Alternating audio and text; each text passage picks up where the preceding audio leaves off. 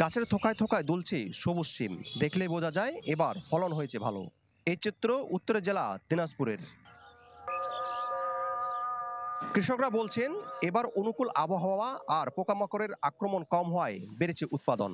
এই শিম আমরা 130-40 থেকে শুরু করেছি কেজি বেচা, এখন 180 টাকা থেকে 90 টাকা কেজি পাইকারি বিক্রি।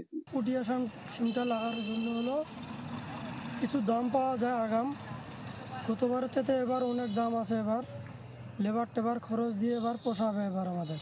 অল্প কিছু কীটনাশক ব্যবহার করে এবং গোবর সারের উপর নির্ভর করে এই শিম বেশি উৎপাদন করা যায়।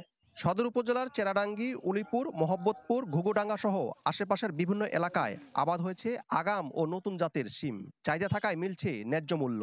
স্থানীয় বাজারে এক কেজি বিক্রি হচ্ছে 60 থেকে 80 টাকায়। পার্বতীপুর, ফুলবাড়ি, এদিকে রানীরবন্ধ, শ্রীবন্ধ, অনেক জায়গা থেকে লোক আসে এখান থেকে কিনতে নিয়ে। এখন 70-75 টাকা কেজি। তো আলহামদুলিল্লাহ অন্যান্য বারের তুলনায় দাম ভালো পাইছি। হ্যাঁ, গাছ ফুল খুব ভালো আছে, আশা করি ইনশাল্লাহ আশা পূরণ হবে। শিমের উৎপাদন বাড়ানোর ব্যাপারে সব ধরনের সহায়তার কথা জানালো কৃষি সম্প্রসারণ অধিদপ্তর। মাঠ পর্যায়ে আমাদের সহকারী কৃষি কর্মকর্তা থেকে উপজেলা কৃষি অফিসার এবং আমরা জেলা পর্যায়ে মনিটরিং এর মাধ্যমে সার্বক্ষণিক কৃষকদের বিভিন্ন ধরনের শিম চাষের উপর প্রদর্শনী এবং মাঠ দিবস করেছি। তাদেরকে বিভিন্ন সময় উপযোগী আমরা পরামর্শগুলো দিয়েছি। আর উৎপাদক ভোক্তা উভয়ের জন্য ন্যায্য মূল্য নিশ্চিতে কাজ করা হচ্ছে বলে দাবি কৃষি বিপণন কর্মকর্তার। বাজারে মোটামুটি এই মুহূর্তে সিমের সরবরাহ একদম পর্যাপ্ত না।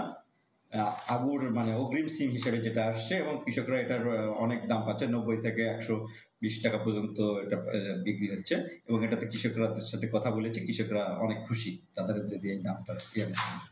চলতি বছর দিনাজপুরে আগাম শিমের আবাদ হয়েছে 386 হেক্টরে, গেল বছর যা ছিল 280 হেক্টর। বিপুল সরকার সানি, চ্যানেল 24, দিনাজপুর।